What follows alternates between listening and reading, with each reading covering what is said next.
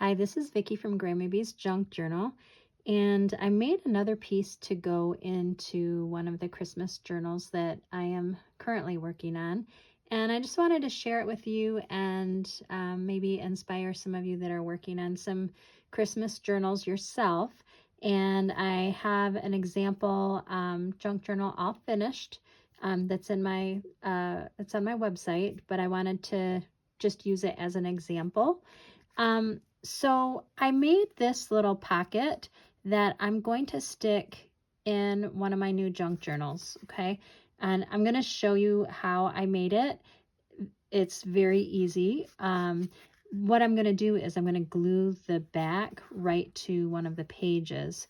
So this is actually fabric, and it is so cool.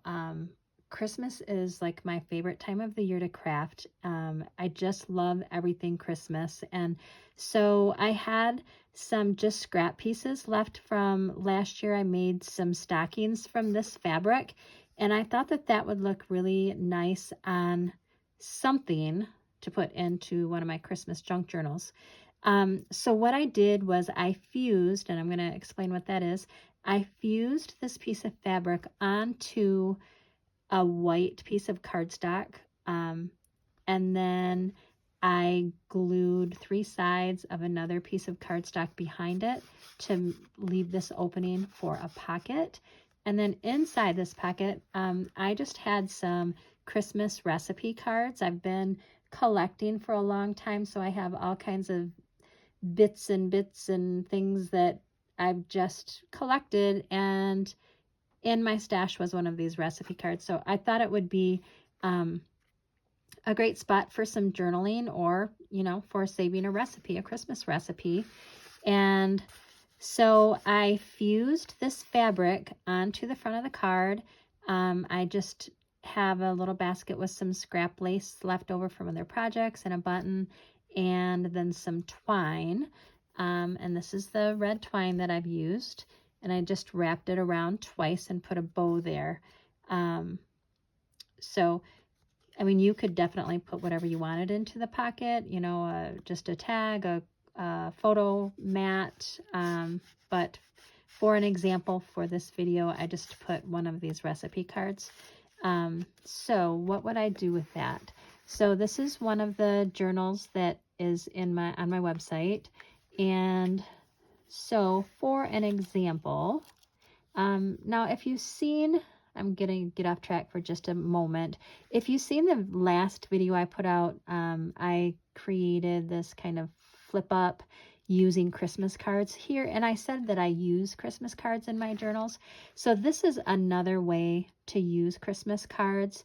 I love to put them on the front or the back covers, and then open them up, and then this, I would, if this was my journal, I would put a big, you know, 5x7 photo.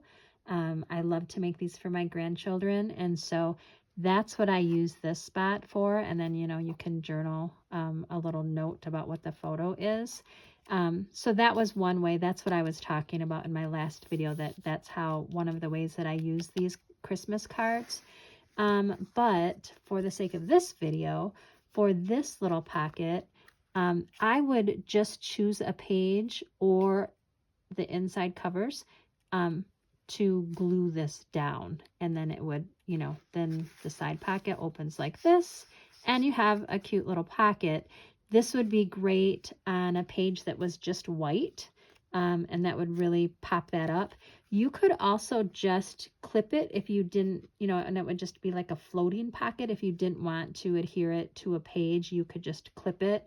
That way you could move it around, and you could also use the back for journaling or for a photo. So that's just an example that I thought I would share with you. Now, how do you do this? Well, actually this is, I just grabbed one of my cards that, you know, I got at Hobby Lobby or Joann's or Walmart someplace. So it already has the score line, but you know, you could I would just get, you know, if you didn't have that, just get some cardstock. And however big you want this. Now this is a 5x7 because that's the size card. Now, I guess I was kind of being lazy, to be quite honest with you, because I definitely could have just used cardstock, but I didn't. This was available. So anyways, so what I did was, first of all, I cut this in half, so I just had the one, and then I fused my fabric on. So if you aren't a sewer, you might not know what that means. So there's lots of different iron-on, like fusible web. This is heat and bond. I mean, there's all different kinds of interfacing that you could use. It just needs to be very thin. It needs to it needs to be glued like on both sides. So what I did was, again, this was just scrap fabric. So I know I wanted a 5x7. So I cut a piece of fabric that was 5x7.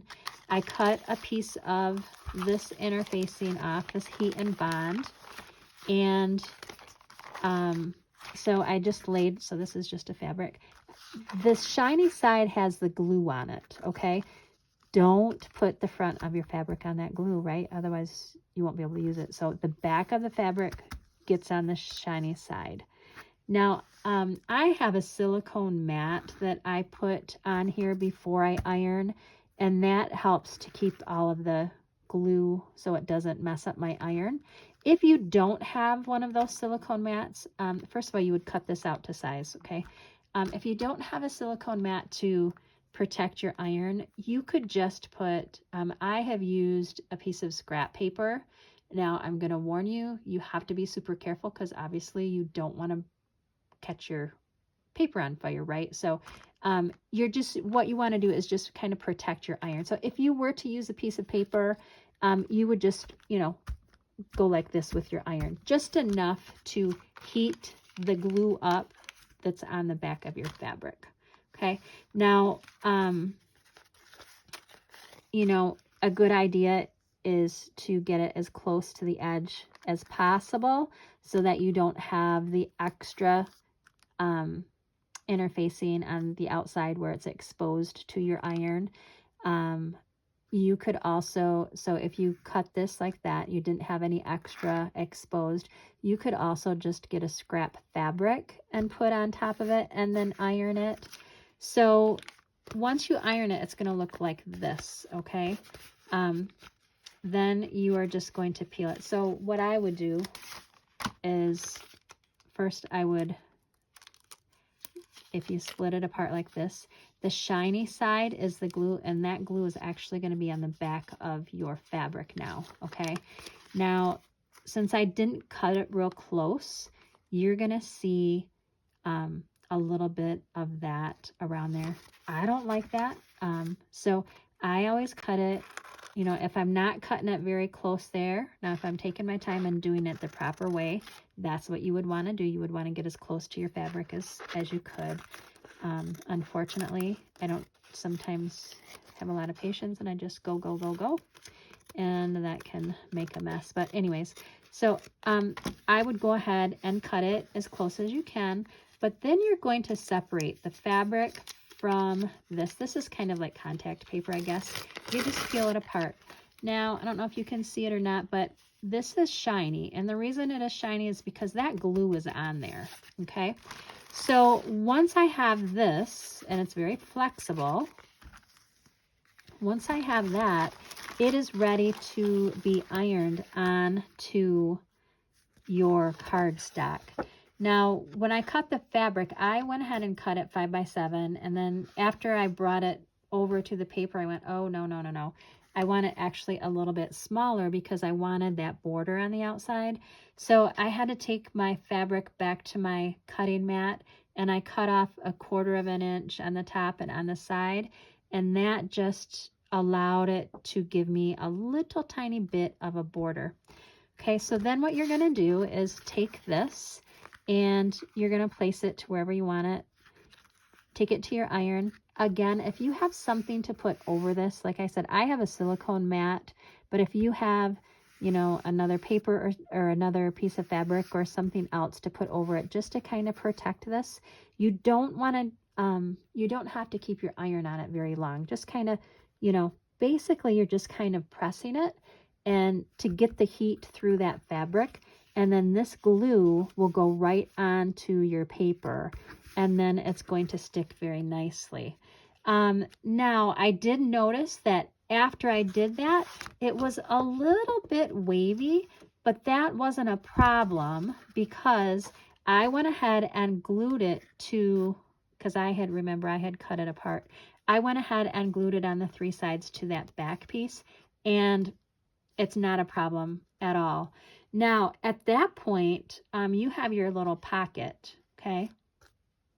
And you can embellish it however you want. I just used some fabric tack glue, and and you could use hot glue. I'm sure there's lots of different glues that you could use. So my choice would probably be fabric tack, and then secondly would be hot glue, but these were just scraps. So I just put a little bit, and this cuts very nicely. You could use your scissors, or you could even put it in, if you have like a paper cutter, it cuts just fine there. Now for this little sliver here, I went ahead and used one of my punches just so that you could see that it was a pocket. But I mean, that's it. Okay. So, but I was also thinking, since like this pattern is so cute, so maybe you have a piece of fabric that you absolutely love. If you have this glue on the back, I could fussy cut this out and I could just use that as an embellishment all by itself. Like if I had, maybe I just wanted to, do a Santa Claus on here, or, maybe on a different piece of fabric. But any of these images can be cut out and fused onto your paper, or it can be fused onto other fabric. There's so many things that you can do. But I just thought, there's so many cute Christmas fabrics that why not use some of these while we're making our pockets or tags or, whatever to put in our journals. It gives it some texture, and it's just so adorable. So I can't wait to put this in one of my journals. If you haven't tried this, I hope I explained it thoroughly enough. I apologize. It was kind of a last minute thing, but I thought, oh, you know what? Somebody else might want to try this because it's super easy and it's really just made from scraps that you might have sitting around in your craft room. And that, the possibility is just, you can just do so much. So anyways, I hope you got a little bit of something out of that, a little motivation or inspiration. If you did, could you please like and subscribe? And I'll see you next time. Thanks. Bye-bye.